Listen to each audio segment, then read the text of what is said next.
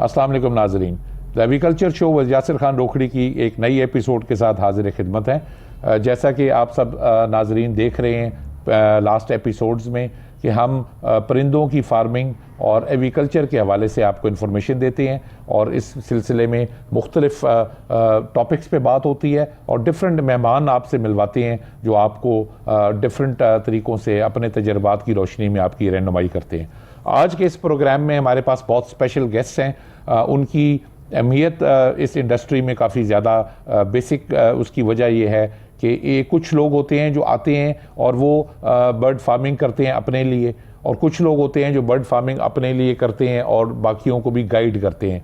आज के जो हमारे मेहमान, उनकी खसूसियत ये है कि उन्होंने बर्ड फार्मिंग भी की, इसके अलावा उन्होंने लोगों को भी सिखाया, लेकिन सबसे ज़्यादा ज़रूरी बात ये कि उन्होंने एक ऐसा प्लेटफॉर्म प्रोवाइड किया पूरे पाकिस्तान की एग्रीकल्चर इंडस्ट्री के लिए जहाँ से हज़ारों फैंसियर्स ने इस्तिफ़ादा हासिल किया। आज हमारे गेस्ट हैं जमील नाज साहब। नाज साहब का मैं थोड़ा सा आपको इंट्रोडक्शन दे दूं कि जमील नाज साहब जो हैं वो 3 डिफरेंट कंपनीज़ को हेड कर रहे हैं और वो तीनों कंपनीज़ जो हैं वो बेसिकली पेट्स, एग्रीकल्चर और बर्ड फार्मिंग की सपोर्ट कंपनीज़ हैं। बर्ड्स प्लैनेट के नाम से एक कंपनी है जो हमें डिफरेंट जो इनकी ब्रीडिंग एड वाइटामिन्स हैं, इनके कैल्शियम्स हैं, एंटीबायोटिक्स हैं, हर किस्म की जो पेट्स की, परिंदों की ज़रूरियात हैं उससे रिलेटेड प्रोडक्ट्स हमें पूरी दुनिया के मुख्तलिफ मुल्कों से इंपोर्ट करके देती है। J&J के नाम से एक और कंपनी है जो हर किस्म की केज एसेसरी हमें प्रोवाइड करती है, पिंजरों से लेके water drinkers, feeding pots, soft food pots, हर किस्म का प्रोडक्ट जो हमें चाहिए वो इंपोर्टेड और लोकल दोनों प्रोवाइड करती है। इसके अलावा एक बड़ी significant company VDL, veterinary diagnostic labs के नाम से रन कर रहे हैं। पाकिस्तान में पाइनियर कंपनीज़ में से है, पहली दफ़ा पाकिस्तान में जिन्होंने DNA का कल्चर शुरू किया। और DNA आप जैसे मेरी लास्ट एपिसोड्स में देख चुके हैं कि ये बड़ा इम्पॉर्टेंट है कि बर्ड्स में DNA का DNA का टेस्ट जब हम कराते हैं तो उससे हमें पता चल जाता है कि कौन सा बर्ड मेल है, कौन सा बर्ड फीमेल है। तो अगर आपके बर्ड्स DNA सर्टिफाइड होंगे, DNA टेस्टेड होंगे, तो आपका टाइम ज़ाया नहीं होगा, आपको कंफर्म होगा कि ये एक मेल है और एक फ़ीमेल है। और अगर आपके बर्ड्स कंफर्म हो एज मेल एंड फीमेल तो ब्रीडिंग एक नेचुरल प्रोसेस है, आप उनको अच्छी डाइट देते हैं तो आप उससे एक अच्छी ब्रीड ले पाते हैं। दूसरे हमारे गेस्ट आज के जो मेहमान हैं वो डॉक्टर हसीब साहब हैं। डॉक्टर हसीब साहब जो हैं वो VDL वेटनरी डायग्नोस्टिक लैब्स के डायरेक्टर हैं और उनसे भी हम कुछ इम्पॉर्टेंट क्वेश्चंस करेंगे जिससे एक आम बंदे को जो टेक्निकल सवाल हैं उनके जवाबात मिल सकें। जमील भाई, वेलकम टू द शो। अस्सलाम वालेकुम, कैसे हैं आप जी? खैरियत से? अल्हम्दुलिल्लाह जी। जमील भाई, ये बर्ड्स प्लैनेट, VDL और J&J आपने 3 कंपनीज बनाई और उस वक्त बनाई जब पाकिस्तान में इसका कोई स्कोप भी शायद इतना नहीं होगा, बिकॉज इतने फैंसियर ही मौजूद नहीं थे। तो आप काइंडली बताएंगे कि आपने किस सोच के तहत बनाई और आप इन 3 कंपनीज की अम्ब्रेला में कौन कौन सी सर्विसेज और प्रोडक्ट्स कस्टमर्स को दे रहे हैं? बहुत शुक्रिया यासर भाई। अगर आप इजाज़त दें तो मैं थोड़ा सा पीछे से स्टार्ट करना चाहूँगा। जी ज़रूर जी। एक्चुअली जब हॉबी में इन हुआ तो मोस्टली जब कोई चीज़ चाहिए होती तो हम जाके, हमें हॉबीज़ का नहीं पता होता था कि कौन कौन, बेशक वो आपकी उसी कॉलोनी में रहता हो लेकिन आपको नहीं आइडिया था कि वो भी कोई हॉबीस्ट है। तो आप जाके दुकानदार को कहते थे कि मुझे ये एक पीकॉक चाहिए, वो कहता था ठीक है जी इतने में, और 3 दिनों बाद आइएगा। 3 दिन बाद आप जाते थे तो वो शॉपकीपर के केज में पड़ा होता था और वहाँ से काफ़ी सारी डिजीज़ ले चुका होता था जी। तो इस चीज़ को मद्देनज़र रखते हुए 2002 में मैंने एक फ़ोरम बनाया birdsplanet.com के नाम से, क्योंकि उस टाइम फेसबुक और व्हाट्सएप मीडिया वगैरह नहीं थे, ठीक है। तो उसके ऊपर हमने दोस्तों को इकट्ठा करना शुरू किया, जिसमें हम जिसको भी देखते कि जनाब ये हॉबी से रिलेटेड है, मिलते उसको उस फोरम के ऊपर लेके आते। और अल्हम्दुलिल्लाह कुछ 4-5 साल के ऊपर हमारा कोई 8,000 रियल मेंबर उसके ऊपर आ गया। और उस फोरम का बेनिफिट ये था क्योंकि वो पूरा कंट्रोल्ड फोरम था। उसके ऊपर अगर फॉर एग्जाम्पल कोई बंदा आके ये कहता था कि मेरे बर्ड को ये डिजीज़ है तो उसको वही बंदा गाइड करता था जिसको उसको नॉलेज था जी, ठीक है। अगर कोई मिस गाइड करता था तो 10 बंदे उसको उसी टाइम कहते थे कि आप गलत गाइड कर रहे हैं, गलत मेडिसिन रिकमेंड कर रहे हैं, ठीक है, ये ऐसा नहीं करें। वहाँ से फिर मैंने नोट किया कि मोस्टली जो हमारे ब्रीडर्स थे, दोस्त थे, वो ये चाहते थे कि कुछ प्रोडक्ट्स होनी चाहिए, लाइक फीड नहीं मिलती थी, विटामिन्स नहीं मिलते थे, एंटीबायोटिक्स नहीं मिलती थी, ह्यूमन मेडिसिन यूज़ की जाती थी। तो उस पॉइंट ऑफ व्यू से फिर हमने जो है कोई 2007-8 में बर्ड्स प्लैनेट। जी आई एम सॉरी, मैं आपकी बात काट रहा हूँ जी। हमारे आज के दिनों में भी बहुत सारे ऐसे फैंसियर हजरात हैं जो विब्रामाइसिन, जो कि ह्यूमन एंटीबायोटिक है, उसको बतौर इलाज इस्तेमाल करते हैं। अब आप देखें कि एक परिंदा है, उसका साइज़ क्या है, इंसान का साइज़ क्या है, तो एक ह्यूमन एंटीबायोटिक जो है वो परिंदों के लिए इस्तेमाल होती थी। तो ये जमील भाई जैसे लोगों का क्रेडिट है कि उन्होंने रिसर्च करके वो प्रोडक्ट्स अवेलेबल किए इस मुल्क में जो कि प्रॉपर प्योर एवियन प्रोडक्ट्स हैं, जो परिंदों और तोतों की ज़रूरियात को मद्देनज़र रखते हुए स्पेशल उनकी बीमारियों के लिए डेवलप किए गए। जी जमील भाई प्लीज़ कंटिन्यू। जी यासर भाई, उसमें फिर सिर्फ ये नहीं कि ये प्रोडक्ट्स मंगवाई गई, बल्कि लोगों को बहुत ज़्यादा गाइड करना पड़ा।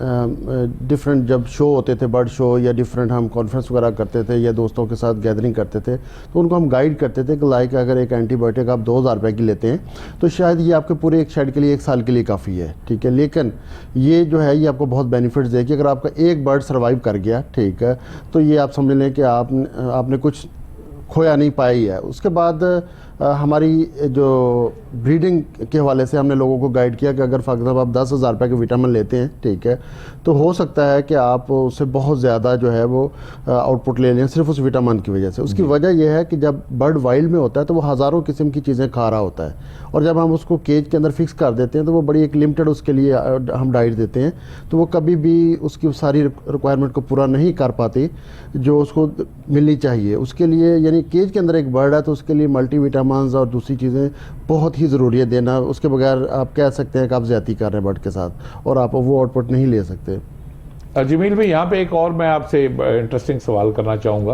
कि ये जो ब्रीडिंग एड वाइटामिन्स होते हैं ये हमारे बर्ड्स के लिए कितने ज़रूरी होते हैं? कुछ लोगों में ये भी तासुर पाया जाता है कि जी जो इनकी ज़रूरत नहीं होती और ये गैर ज़रूरी प्रोडक्ट्स हैं और जी हम ओवरडोज कर देते हैं अपने बर्ड्स को विद अननेसेसरी प्रोडक्ट्स। तो आपकी इस बारे में ज़रा रहनुमाई फरमाएं कि ब्रीडिंग एड पर्टिकुलरली जो प्रोडक्ट्स हैं वो उनकी क्या अहमियत है? जैसे मैंने बताया कि देखें बर्ड जब केज में आ जाता है तो फिर वो लिमिटेड हो जाता है, उसकी वो जो रिक्वायरमेंट हम पूरी नहीं कर पाते दाने से और जो सॉफ्ट फूड वगैरह देते हैं। मल्टीविटामिन बहुत ज़रूरी हैं और इस बात से भी मैं एग्री करता हूँ कि बाज़ दफ़ा कुछ दोस्त जो हैं वो ब्रीड के चक्कर में इसको ओवरडोज भी कर जाते हैं कि जी वो एक विटामिन दिए 10 दिन में अंडा नहीं आया तो फिर दूसरी की तरफ चले गए। ये भी नहीं होना चाहिए, ठीक है।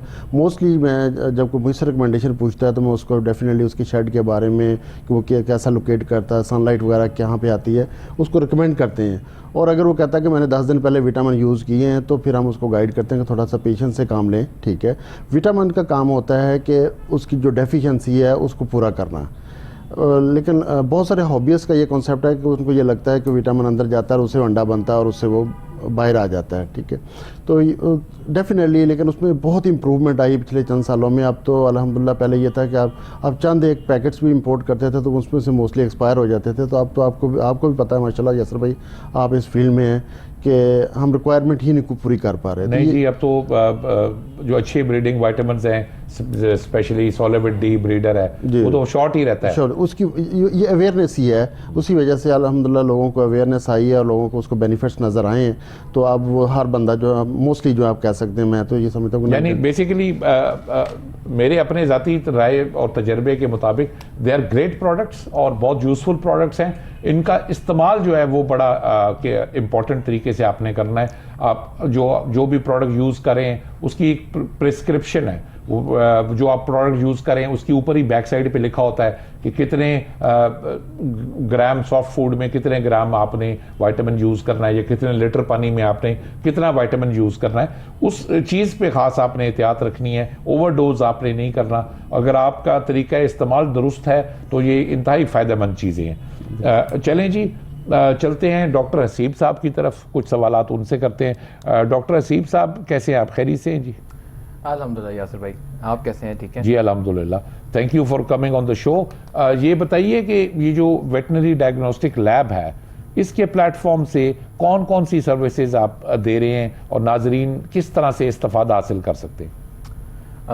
यासिर भाई, हम लोगों ने 2013 में वेटनरी डायग्नोस्टिक लैब का जो क़याम है उसको अमल में लाए थे और उसमें हमारा मोटो एक ही था कि जो सर्विसेज एविकल्चर की या लाइफ स्टॉक सेक्टर की डायग्नोस्टिक नीड्स हैं, हम उसको यहाँ पे एड्रेस करें और लोगों को यही सारी सर्विसेज यहाँ पे लोकली इंटरनेशनल स्टैंडर्ड्स पे प्रोवाइड करें।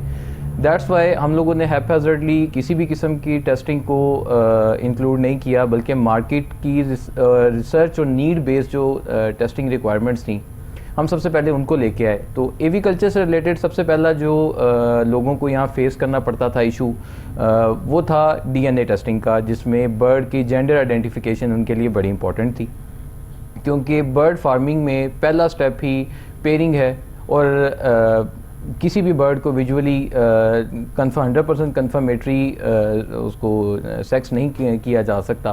सो दैट्स वाई DNA टेस्ट जो था उसके लिए बहुत ज़रूरी था, वक्त की ज़रूरत थी। पहले ये लोग हमारे मैं जी अक्सर ये अपने नाज़रीन को ना इस हवाले से ये बात बताता होता हूँ कि हम अगर कमर्शियल फार्मिंग कर रहे हैं तो हम फॉर एग्ज़ाम्पल अगर हमने साल में 3 या 4 क्लच लेने हैं और हम सिर्फ एक 500,000 रुपये की कॉस्ट DNA की बचाने के लिए 2 बर्ड्स को पेयर अप कर देते हैं और तुक्के की बेस पे, तो क्या होता है कि अगर आपका 1-1.5 माह भी ज़ाया हो गया और आपकी ब्रीड लेट आई तो आप बेसिकली आपने क्लची 3 से 4 लेने हैं, तो basically you are compromising on 25 to 30% of your income. आप उस सीज़न की 25 से 30% कमाई ज़ाया कर रहे हैं सिर्फ 500 से 700 रुपया बचाने के लिए। तो बिल्कुल टाइम ज़ाया ना कीजिए।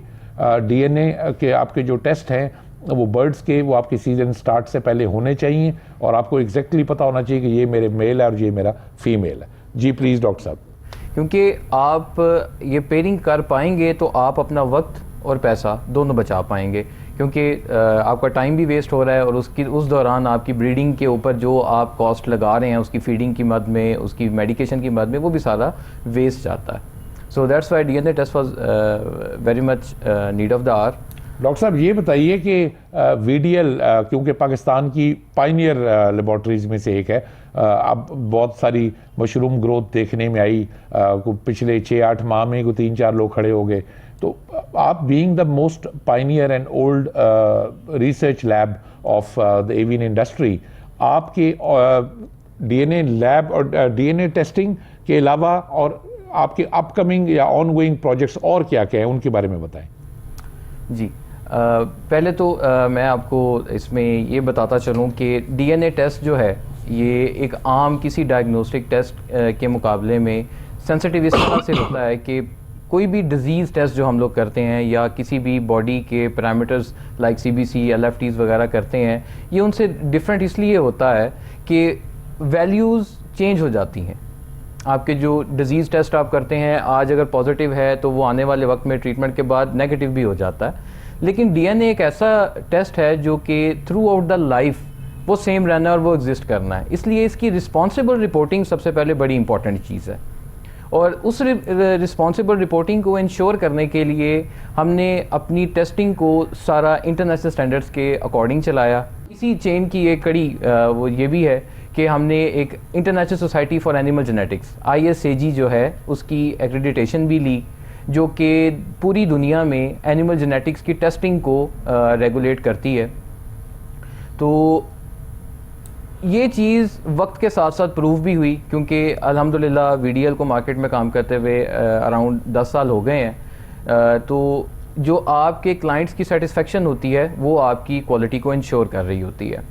इसके अलावा DNA के साथ साथ जैसे जैसे हमने इंटरनेशनल स्टैंडर्ड्स को कंसिडर किया, जो इंटरनेशनल लैब्स दूसरी जो बर्ड्स की टेस्ट से रिलेटेड हैं वो DNA के साथ साथ PBFD और पोलियोमा वायरस के टेस्टिंग भी करती है, और ये दोनों टेस्ट पे हम डिटेल में आपसे भी क्वेश्चन करेंगे। अभी जब एक और नाजरीन आपको बड़ी इंटरेस्टिंग बात बताते चलें कि जमील नाज भाई जो हैं उनका एक बड़ा मज़ेदार तारुफ ये है कि उन्होंने फिंच जो एक छोटे साइज़ की चिड़िया होती है उससे लेके शेर तक हर चीज़ ब्रीड कराई हुई है। इनके आप ब्रीडिंग फार्म पे फिंचेस, लवबर्ड्स, बजरीगर, रिंगनेक्स, कॉकाटूज, मकाउस, हिरन, शेर, चीते, यानी कि हर किस्म की घोड़े, हर किस्म के परिंदे और जानवर ये ब्रीड कराते हैं। तो इनसे डिस्कस करते हैं इनकी ब्रीडिंग एक्सपीरियंस के बारे में। जमील भाई ये बताएं कि आपने इतनी वाइड रेंज के बर्ड्स और एनिमल्स ब्रीड कराए, तो मतलब आपको ये कैसे शौक हुआ कि आप इतनी किस्मों की चीज़ों को ब्रीड कराएं? यासर भाई, इनिशियली तो डेफिनेटली हमने भी छोटे बर्ड से स्टार्ट किया। कभी लव बर्ड लगा लिए, फिंचेस लगा ली, उसका शौक हो गया, बजरीगर की तरफ चले गए, रिंग नेट की तरफ चले गए, और इसी तरीके से यानी प्रॉपर हॉबी को हमने एंजॉय किया। जो बर्ड अच्छा लगा है, अगर रोज़ीले अच्छे लगे तो रोज़ीले लगा लिए, रिंग नेट अच्छे लगे तो रिंग नेट का, फिर बिग कैट्स में भी चले गए। उसके बाद जो आपके हॉर्सेस हैं वो भी, यानी जो चीज़ अच्छी लगी है, दिल किया कि यार ये हॉबी इसका करना चाहिए, वो किया है, और अल्हम्दुलिल्लाह उसको फुल हमने एंजॉय भी किया और उसका डेफिनेटली उसका बेनिफिट्स भी उठाए जी। अच्छा, मेरा ये सवाल है आपसे कि पहले आपने परिंदों का अलहदा से जवाब देना है और जो एनिमल्स आपने ब्रीड कराए उनका जवाब आपने अलहदा देना है। परिंदों में आपने ब्रीडिंग में सबसे ज़्यादा किन को एंजॉय किया, और एनिमल्स ब्रीडिंग में आपने किस चीज़ को ज़्यादा एंजॉय किया? यासर भाई, ये मेरे ख्याल में ये मैं अपनी नेचर के बारे में बताऊंगा कि लाइक अगर मेरा पैशन जा रहा है या मुझे आप कह लें कि क्रेज़ हो रहा है कि मैंने रिंग नेक लगाने हैं, तो मैं क्रेज़ी होकर रिंग नेक की तरफ चला जाता हूँ। 2-3 साल उनको एंजॉय किया, रिंग नेट एकदम अब दिल उठ गया, अब जो हम काकाटूज़ लेके आ रहे हैं, ठीक है, देन काकाटूज़ पे ऊपर वर्किंग की, ठीक है। ये इसी तरीके से चलता रहा है, कभी काकाटू पे ऊपर चला गया, यानी आपका कभी मकाउस की तरफ चले गए, ठीक है। तो ये बस जिधर हॉबी या जिधर आपका दिल करता रहा उस साइड के। तो जमील भाई ये बताएं कि बिग पैरेट और स्मॉल पैरेट्स या बिग बर्ड और स्मॉल बर्ड ब्रीडिंग के हवाले से क्या डिफरेंसेस हैं? हमारे नए देखने वाले नाजरीन बड़े शौक से इस सवाल को समझना चाहेंगे कि बिग बर्ड और छोटा बर्ड क्या डायनेमिक्स हैं, फ़र्क क्या है इनकी ब्रीडिंग में? एक्चुअली डेफिनेटली जो छोटा बर्ड है वो जल्दी मैच्योर हो जाता है और उसकी ब्रीड जो है उसी लिहाज से जल्दी भी आ जाती है, और उसका जो साइकिल है, लाइफ साइकिल, वो भी छोटा होता है, ठीक है। और जो बिग बर्ड है उसके लिए आपको थोड़ी सी पेशेंस ज़्यादा चाहिए होती है, वो मैच्योर होने में, ब्रीडिंग एज में जाने का थोड़ा टाइम ज़्यादा लेता है, और उसके बाद जो है वो आपके साथ एक लॉन्ग टर्म, जैसे मेरे पास मकाउज़ लगे हुए हैं, तो आपका मकाउज़ की जो एज होती है वो 70-80 साल के करीब होती है। तो आपको 4-5 साल उसके लिए वेट करना है मकाऊ को मैच्योर होने के लिए, और एक दफ़ा वो आपके साथ आपकी केज में एडजस्ट हो गया, फिर वो लॉन्ग टर्म आपके साथ ब्रीड करेगा। उसके मुकाबले में छोटा बर्ड्स जो है वो डेफिनेटली वो उतनी जल्दी आउटपुट दे देता है, और उतनी जल्दी जो फिर वो आपको उसको नेक्स्ट मूव करना होता है इस लिहाज से। अच्छा, ये एक तासुर भी पाया जाता है कि ये जी जो स्मॉल बर्ड्स हैं दे आर ईजी ब्रीडर्स, एक कोई भी आदमी नया बंदा भी इनको आसानी से ब्रीड करा सकता है, ब्रीड कराने में कामयाब हो जाता है। और बिग बर्ड्स और पैरट्स के बारे में ये तासुर पाया जाता है कि दे आर डिफ़िकल्ट ब्रीडर्स, आसान नहीं है उनकी ब्रीड लेना, तो इस बारे में आप क्या फरमाएंगे? एक्चुअली होता यह है कि लाइक मैं आपको एक मिसाल देता हूँ मकाऊ की। एक बर्ड है ग्रीन विंग मकाऊ, जो तकरीबन 7 ईयर की एज में जाके ब्रीड करता है। अब जब वाइल्ड से वो कॉट होके पाकिस्तान में आता है, या वो तो उसकी एज हो सकता है, उसकी एज हो सकता है 8 साल हो सकता है उसकी एज उसको 1.5 साल हो, तो लोगों को आइडिया ही नहीं होता कि उसकी एज क्या है, ठीक है। फिर मोस्टली जैसे डीएनए है, ठीक है, तो डीएनए में भी ये होता है कि बहुत दफ़ा लोग मेल लगा के बैठे होते हैं, या दोनों फीमेल्स लगा के बैठे होते हैं, या दोनों मेल फीमेल की एज में इतना डिफरेंस होता है।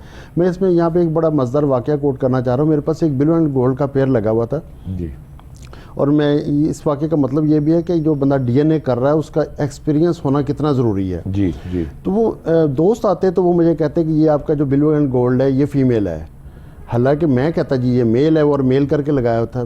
तो मुझे 2-3 दोस्तों ने जब कंफ्यूज किया, क्योंकि दोस्त हमारे आते रहते हैं रेगुलरली फार्म के ऊपर, और माशाल्लाह उसमें एक्सपर्ट्स भी काफ़ी हैं, तो मैंने डॉक्टर साहब को डीएनए भेज दिया उसका दोबारा। मैंने कहा डॉक्टर साहब इसका डीएनए करें।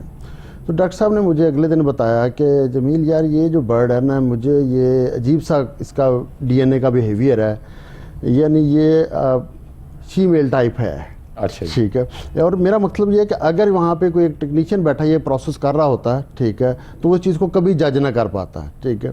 लेकिन क्योंकि मैं वो दोस्तों के एक्सपीरियंस के बेस के ऊपर भी मैं कंफ्यूज था कि ये मेल है या फीमेल है, तो जब डीएनए की उन्होंने देखा कि उसकी शेप नॉर्मल नहीं है, तो इन्होंने भी मुझे उधर से गाइड कर दिया कि ये बर्ड जो है ये ब्रीड नहीं करेगा, इसके अंदर कोई प्रॉब्लम है जेनेटिकली ना। तो मैं ये कहना चाह रहा हूँ कि जो एक्सपीरियंस होता है वो आपका, वो डेफिनेटली उसका कोई निमल बदल नहीं होता। जी, there is no shortcut to experience surely. Jamil भाई, सिंस आपने मल्टी डायमेंशनल किस्म की ब्रीडिंग अपनी लाइफ में की है, मुख्तलिफ किस्म के परिंदे, मुख्तलिफ किस्म के जानवर, life stock internationally and in Pakistan, या जो ब्रीडिंग है, फार्मिंग है, उसको एक हाई प्रॉफिट बिजनेस क्यों कंसिडर किया जाता है, या इसमें लोग इतना अच्छा मुनाफा क्यों कमा पाते हैं? क्या बेसिक डायनेमिक्स क्या है?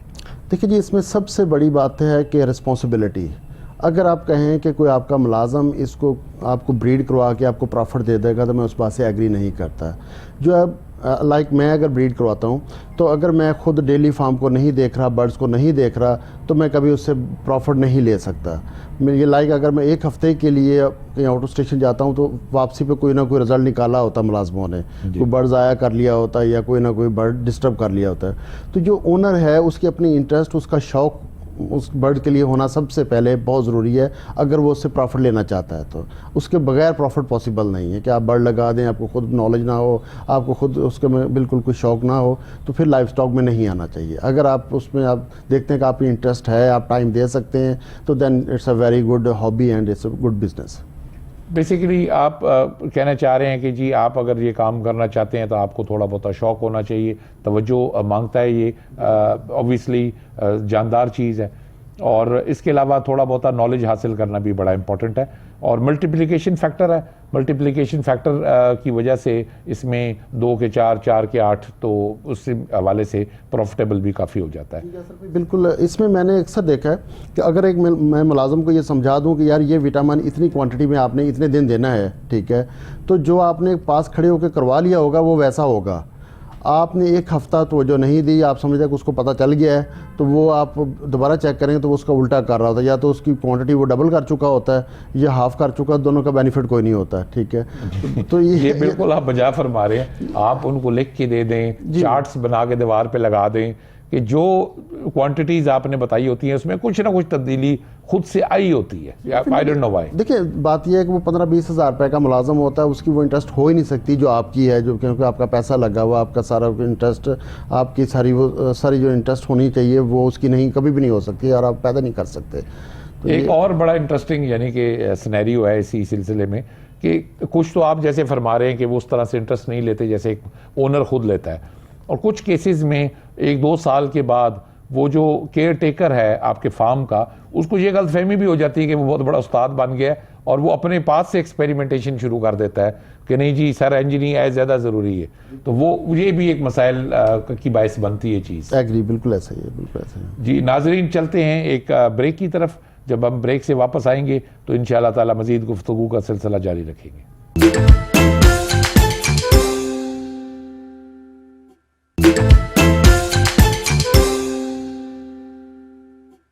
वेलकम बैक नाजरीन, आप देख रहे थे programme the agriculture show with Yasir Khan Rokri. आज हम अपने 2 गेस्ट जमील नाज साहब और डॉक्टर हसीब साहब के साथ गुफ्तगू कर रहे थे। गुफ्तगू का सिलसिले को आगे बढ़ाते हैं। डॉक्टर हसीब साहब, ये बताइए कि 2 ऐसी बीमारियां हैं जो ज़्यादा सुनने में आती हैं, स्पेशली तोतों और बर्ड्स के हवाले से। एक हमारी बीमारी है PBFD और दूसरी बीमारी पोलियामा वायरस। इन 2 बीमारियों का ही जिक्र ज़्यादा क्यों आता है और इनकी ज़्यादा शिकायत ही क्यों रहती है? यासर भाई, इसमें मैं आपको इन 2 बीमारियों का एक ब्रीफ सा इंट्रोडक्शन दे देता हूँ कि ये 2 बीमारियों को बेसिकली ब्रीडिंग सेटअप का प्रॉब्लम कहा जाता है। उसकी वजह क्या है कि कुछ वायरसेस होते हैं, उनका फैलाव फेलो बॉडीज़ में होता है, जिसको हम कहते हैं कि ये हॉरिजॉन्टल ट्रांसमिशन है इस वायरस की, जबकि कुछ ऐसे पैथोजेंस होते हैं जिनका फैलाव उनके पेरेंट्स से बच्चों में जाता है, तो उसको हम कहते हैं वर्टिकल ट्रांसमिशन। लेकिन ये दोनों वायरसेस ऐसे हैं कि इनमें हॉरिजॉन्टल ट्रांसमिशन और वर्टिकल ट्रांसमिशन दोनों पाई जाती हैं। दैट मीन्स कि एक इन्फेक्टेड बर्ड अपने साथ वाले बर्ड को भी इन्फेक्ट करेगा और वो अपनी आने वाली जनरेशन को उसको भी इफेक्ट करेगा, एक बात। और दूसरी बात, ये ज़्यादा इसका फोकस भी 6 माह से कम उम्र बच्चों की मोर्टालिटी पे होता है। जो 6 माह से कम उम्र के बच्चे होते हैं उनके अंदर ये जल्दी उनकी मौत का सबब बनता है। पोलियोमा घंटों में इवन के चला जाता है। PBFD भी जो छोटी उम्र के बच्चे हैं उनमें ये जानलेवा साबित होता है। लेकिन ऐसे बर्ड्स जो 6 माह से उम्र ज़्यादा के हो जाते हैं, एडल्ट फेज़ में चले जाते हैं, उनमें अमूमन ये मौत का सबब तो नहीं बनते, लेकिन वो bird through out life virus के फैलाव का सबब बनते Basically रहते वो carriers हैं, बन वो एज जाते अ हैं। कैरियर हो जाते हैं और वायरस जो है उनसे फैलता रहता है और वो कभी भी रिकमेंडेड नहीं होते कि उनको ब्रीडिंग सेटअप या ब्रीडिंग प्रोग्राम के अंदर शामिल अच्छा किया डॉक्टर जाए। साहब, इसमें ये एक तासुर पाया जाता है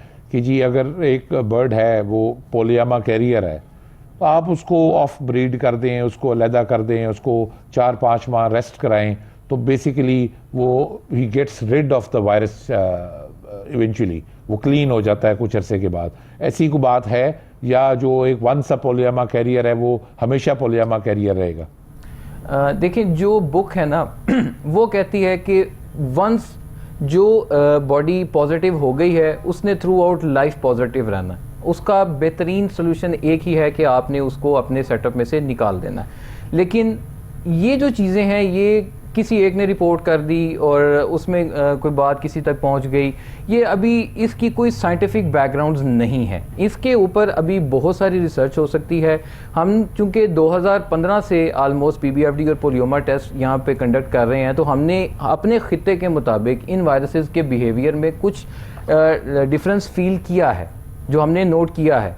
हमने एडल्ट पेयर में एक एनिमल को पॉजिटिव और दूसरे को नेगेटिव भी पाया है, लेकिन उनके बच्चे ऑफ कोर्स आगे पॉजिटिव ही आए हैं और उनके अंदर सिम्टम आए हैं। लेकिन ये चीज़ें यहाँ पे एग्जिस्ट करती हैं और इन चीज़ों की रियलिटी उसी सूरत में मुमकिन है जब इसके ऊपर एक एक्सटेंसिव सर्वेलेंस जो है हमारे खित्ते में की जाएगी, तो फिर हम इन बातों पे कुछ कह सकते हैं। लेकिन राइट नाउ जो साइंटिफिक एविडेंस है वो यही है कि जो एक दफ़ा पॉजिटिव है उसको आपने अपने सेटअप में से रिमूव करना। हमारे नाजरीन ये जानना चाहेंगे कि ये दोनों बीमारियां, ये जो PBFD है जिसको हम बीक एंड फेदर डिजीज़ कहते हैं आसान ज़बान में, और पोलियामा वायरस, ये आती कैसे हैं?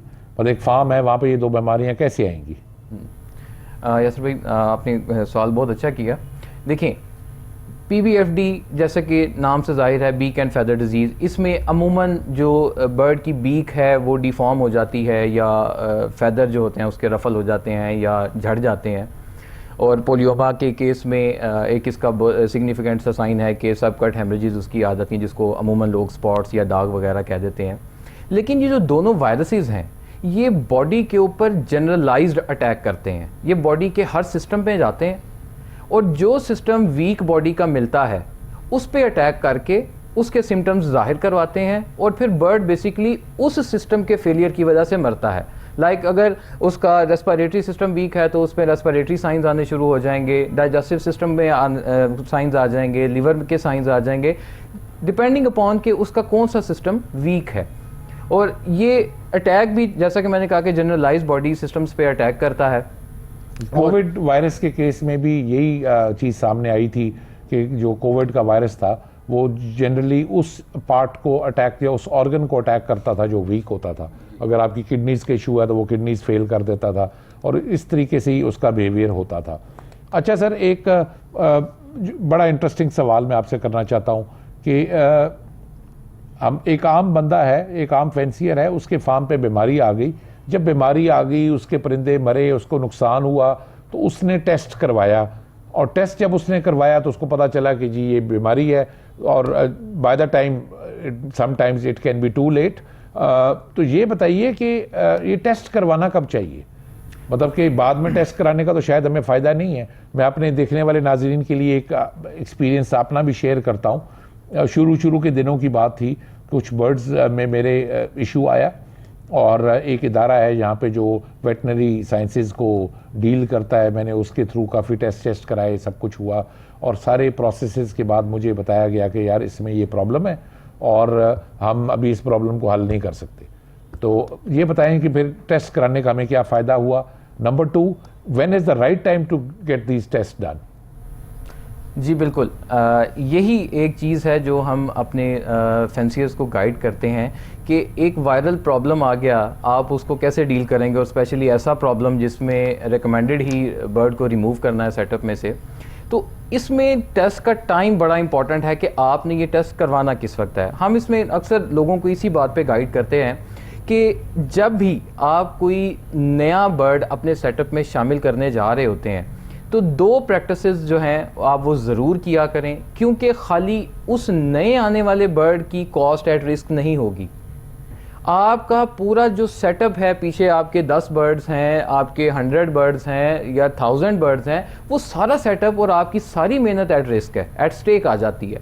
तो आपने 2 प्रैक्टिसेस ज़रूर करनी है। एक तो आप उसको 14 डेज़ का क्वारंटीन पीरियड ज़रूर दें, और उस क्वारंटीन पीरियड के दौरान आप ये दोनों टेस्ट जो हैं ये करवाएं, ताकि आपको पता चले कि नया आने वाला बर्ड किसी तरह की ये वायरस को कैरी तो नहीं कर रहा, क्योंकि वंस आपने उसको अपने सेटअप के अंदर इंट्रोड्यूस करवा दिया तो दैट मीन्स कि आपने अपने पूरे सेटअप को कंटामिनेट कर दिया। उसके बाद फिर आपके पास इसके अलावा और कोई सोल्यूशन नहीं बचता कि आप अपने पूरे सेटअप की स्क्रीनिंग करवाएं, जो कि इकोनॉमिकली मुश्किल भी है, हेक्टिक भी है, और फिर उसमें प्रॉब्लम ये है कि पॉजिटिव बर्ड्स को आपको अपने सेटअप में से निकालना भी पड़ेगा, इर्रिस्पेक्टिव कि वो आपका फेवरेट था, हाई प्रोड्यूसर था या जो भी था। अच्छा सर, ये बताइए कि ये एक कल्चर सेंसिटिविटी टेस्ट एक बड़ी इम्पॉर्टेंट चीज़ है, तो देखने वाले नाजरीन को ये बताएं कि कल्चर सेंसिटिविटी टेस्ट कराना क्यों ज़रूरी है और उसके क्या फ़ायदे हैं। जी यासिर भाई, आपका ये क्वेश्चन भी काफ़ी वैलिड है, और यहाँ आपके प्लेटफॉर्म के तवस्सुत से मैं लोगों को गाइड करना चाहूँगा कि जब आपका बर्ड बीमार होता है वायरल या बैक्टीरियल प्रॉब्लम की वजह से, अगर वायरसेस में भी कुछ लोगों में ये मिसकंसेप्शन समझते हैं कि वायरल प्रॉब्लम में एंटीबायोटिक का क्या काम, कि यूजुअली वायरसेस जो होते हैं वो आपके बर्ड के इम्यून सिस्टम को कंप्रोमाइज़ करते हैं, तो फिर कोई ऐसा बैक्टीरिया भी जो एनवायरनमेंट में एग्जिस्ट करता है वो उस बर्ड के लिए काफ़ी हार्मफुल साबित हो सकता है। तो दैट्स वाई उसमें सेकेंडरी इन्फेक्शन को अवॉइड करने के लिए एंटीबायोटिक्स दी जाती हैं। तो जब आपका बर्ड बीमार होता है तो सबसे पहला क्वेश्चन आता है कि आप उसको कौन सी एंटीबायोटिक देंगे। तो उसके केस में आप एक कल्चर सेंसिटिविटी टेस्ट लगवाते हैं, जिसमें आपको ये पता चल जाता है कि आपका जो बर्ड है जो उसको प्रॉब्लम आ रहा है उसमें कौन सी एंटीबायोटिक जो है वो इफेक्टिव है, काम करेगी।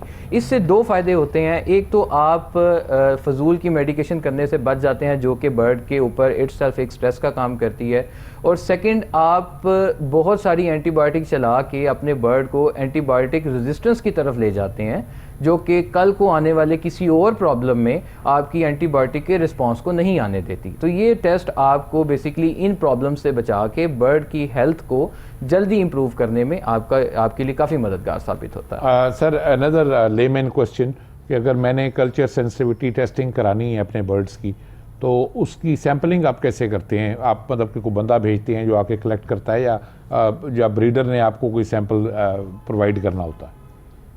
यासिर भाई, इसमें उस सैंपल का आना या हमारा जाना दोनों पॉसिबिलिटीज़ एग्जिस्ट करती हैं, लेकिन इसमें इम्पॉर्टेंट जो चीज़ होती है वो 2 तरह की होती है। कल्चर के अंदर हमेशा 2 तरह के सैंपल लिए जाते हैं। एक जो लिविंग ऑर्गेनिज्म से लिया जाएगा, लाइक अभी बर्ड अलाइव है और उसमें कोई किसी तरह का कोई साइन सिम्टम आ रहा है, लाइक उसके नाक से किसी तरह का पानी आ रहा है, या कोई ऐसा उसकी बॉडी के ऊपर लीजन आ गया है जहाँ से हम उसका सैंपल ले सकते हैं, जिसको हम बायोप्सी सैंपल कहते हैं।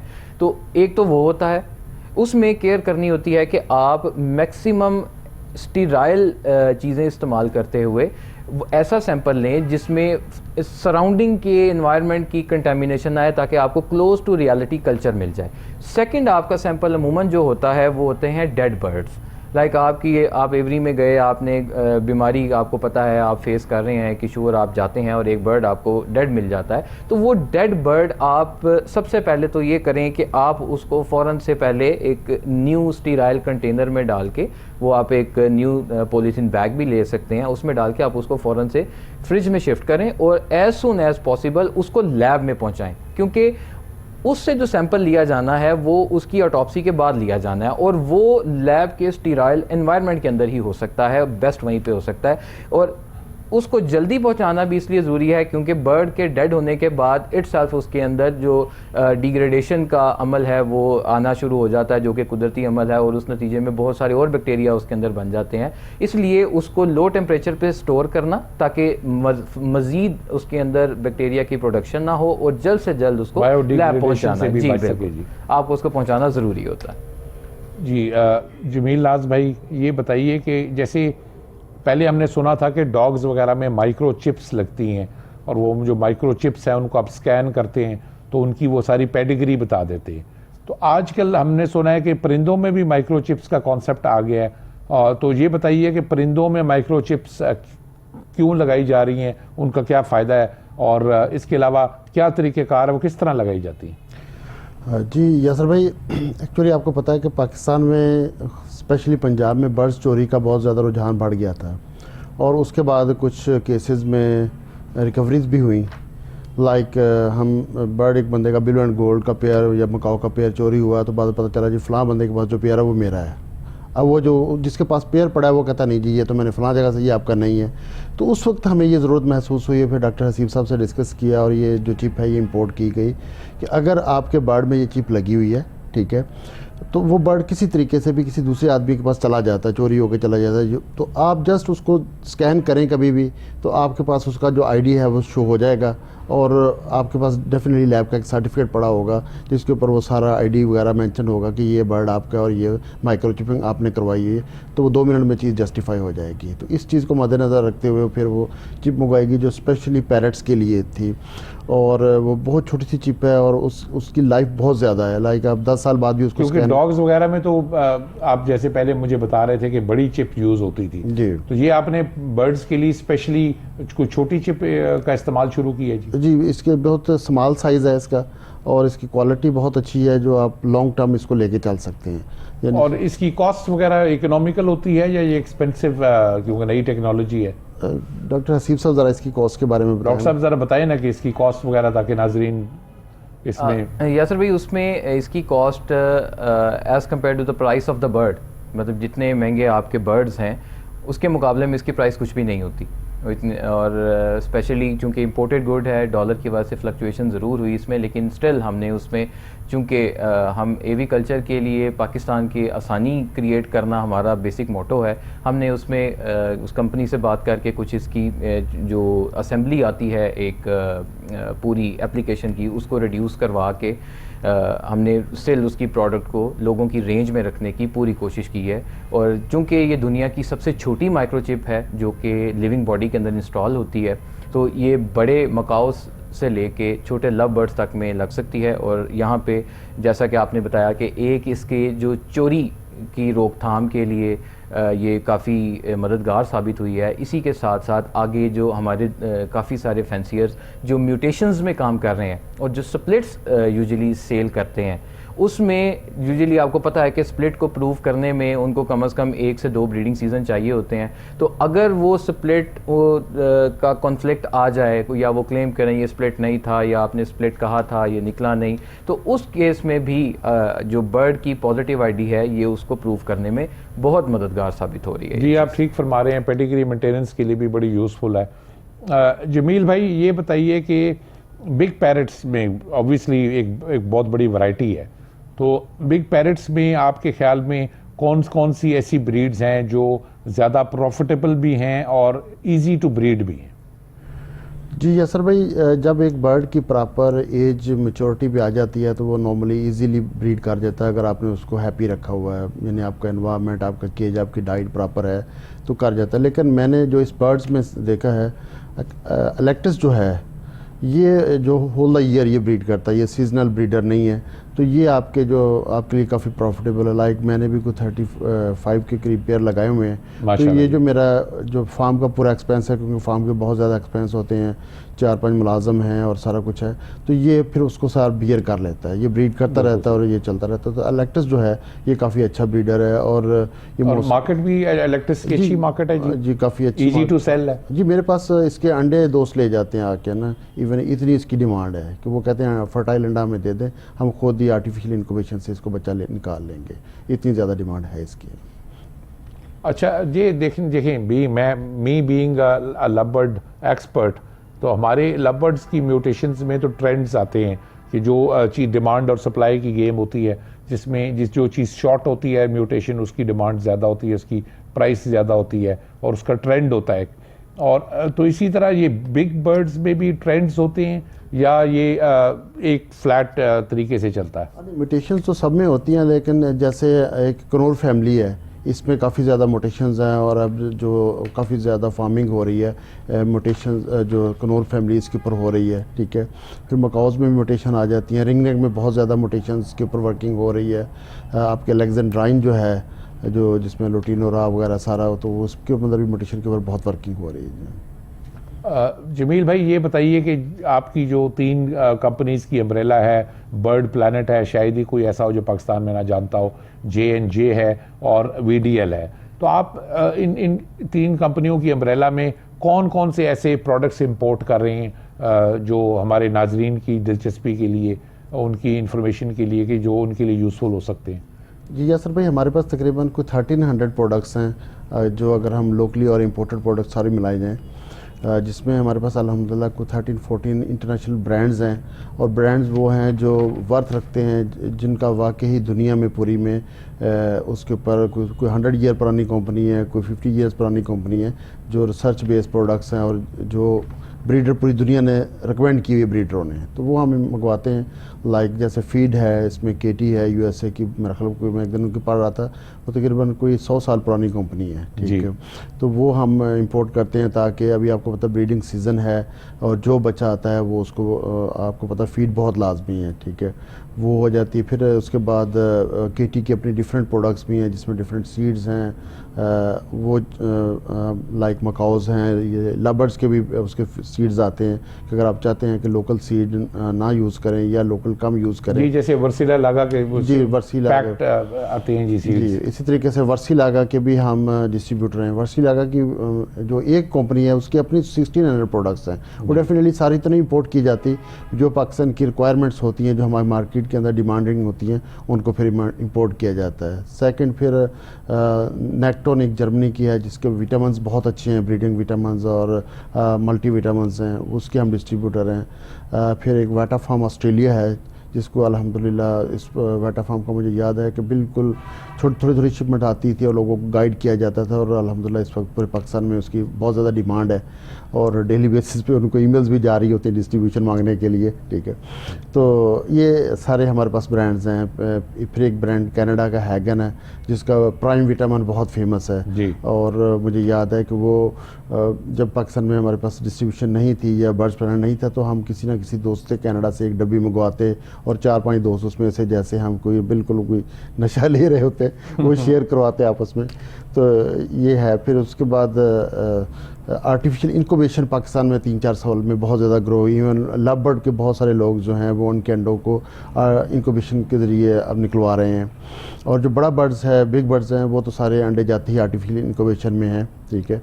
तो फिर हम इसमें आरकॉम। जमील भाई ये बताइएगा कि ये जो लोकल इंक्यूबेटर्स होते हैं और कुछ इंपोर्टेड इंक्यूबेटर्स हैं, इनमें बेसिकली क्या डिफरेंस है? क्या local incubators are equally good या इंपोर्टेड जो इंक्यूबेटर्स हैं वो ज़्यादा अच्छा परफॉर्म करते हैं? एक्चुअली लोकल इंक्यूबेटर अगर अच्छा किसी स्टैंडर्ड से बनाया जाए तो डेफिनेटली वो भी अच्छा होगा, लेकिन हमारे यहाँ पे वो ट्रेडिशन चेंज ही नहीं हो रहा। हम एक प्लाई लेते हैं, उसको काट के अंदर बल्ब लगा के, ठीक है। अब कुछ थोड़ा सा इंप्रूवमेंट आई है, ठीक है, लेकिन जो इंटरनेशनली होता है वो आप फॉर एग्जाम्पल मेरे पास एक मकाओ का है, एक वर्थ रखता है मकाओ ब्रीड कराना, और जब आपके पास एक अंडा आता है तो फिर आप चाहते हैं कि वो आपके पास रिजल्ट 100% आए, तो उसके लिए फिर डेफिनेटली जो इंटरनेशनल ब्रांड्स हैं लाइक आरकॉम जो है वो एक ऐसा ब्रांड है जो ना तो बहुत ज़्यादा कॉस्टली है, ठीक है, और वो हमारी रिक्वायरमेंट्स भी पूरी कर रहा होता है, जो आपकी ह्यूमिडिटी को भी कंट्रोल कर रहा होता है, आपके टेम्परेचर को भी कंट्रोल कर रहा होता है, प्रॉपर कर रहा होता है।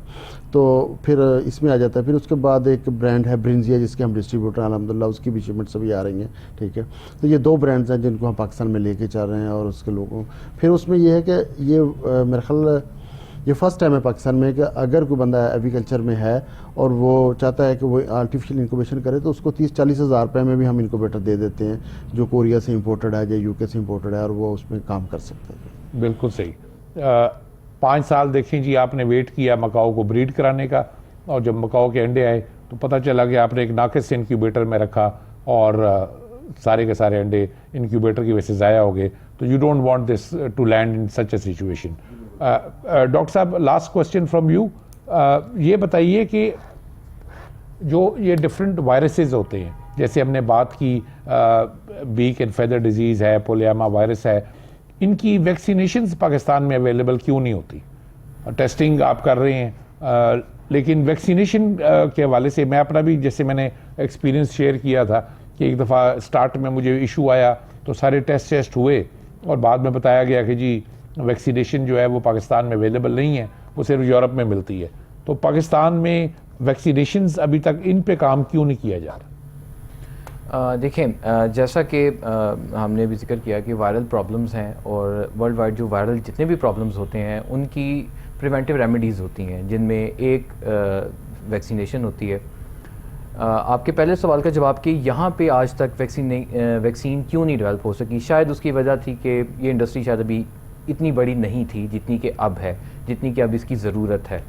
और दूसरा, इसकी वैक्सीन को किसी और मुल्क से या इंपोर्टेड प्रोडक्ट को यहाँ पे इंपोर्ट करके ले आना, it's not a big issue, हम इसको अरेंज कर सकते हैं। बट किसी भी वायरस के अगेंस्ट जो वैक्सीन डेवलप की जाती है उसका बेस्ट वे होता है कि उसको उस इलाके के, उस खित्ते के वायरस को हार्वेस्ट करके उससे डेवलप किया जाए। क्योंकि आप ये PBFD का वायरस या पोलियोमा का वायरस आप पाकिस्तान में से उसकी सैम्पलिंग कर लें और एक आप सैम्पलिंग उसकी ऑस्ट्रेलिया में कर लें, तो दोनों वायरसेस तो सेम होंगे लेकिन उनमें थोड़ा सा डिफरेंस होगा, जिसको हम स्ट्रेन का डिफरेंस कह देते हैं। वायरस थोड़ा सा म्यूटेट जी बिल्कुल, वो वायरस जो है वो एरिया वाइज म्यूटेट हुआ होता है। तो जो वहाँ के खित्ते की वैक्सीन होगी वो उस इलाके के वायरस के लिए बहुत इफेक्टिव होगी।